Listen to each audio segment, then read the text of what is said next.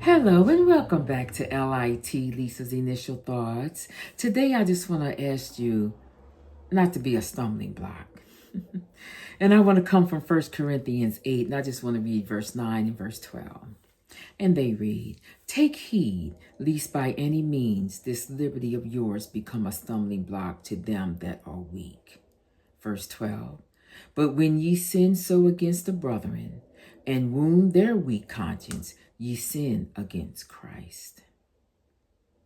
Be careful, because you never know who's watching. The Corinthians, who considered themselves more spiritual, assumed that they had the right to do whatever they wanted without considering the effects of their actions would have upon other believers.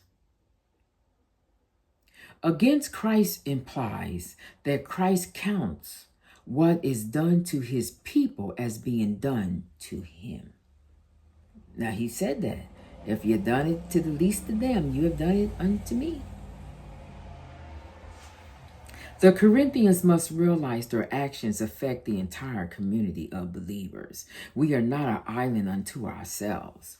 We have to know that when we're professing to be a child of God and representing a church, representing God, that other people are watching and people judge you based on what you profess to believe. Now, Matthew 25:40 says, "And the king shall answer and say unto them, Verily I say unto you, insomuch as ye have done it unto one of these, least of these, my brethren, you have done it unto me." God watches carefully what we do to one another. Stumbling block refers to anything that causes someone to fall, either physically or spiritually, often leading to sin or a weakening of the faith. It is a concept closely tied to how one's actions impact others and the potential for harm, both in their spiritual lives and in their relationship with God. Living a godly life or making it seem okay to break God's rules can be a stumbling block, influencing others towards sin. Once we call ourselves Christian, we must consider the impact it has on others. Some people are watching and waiting to see if you act or hear you say something that gives them an excuse to say, "Why, I shouldn't become a Christian and follow Christ when you're acting like me, who doesn't claim to be a Christian." Now, here's what I'm saying. If you're acting up and cutting up like somebody that doesn't know Christ, and you're trying to witness or be an example to someone that doesn't know Christ, they're going to question your motive and question your behavior, not theirs. Because you cannot come to someone acting like a Christian and acting the same way they're acting. They're going to say, "Why would I want to come into the church?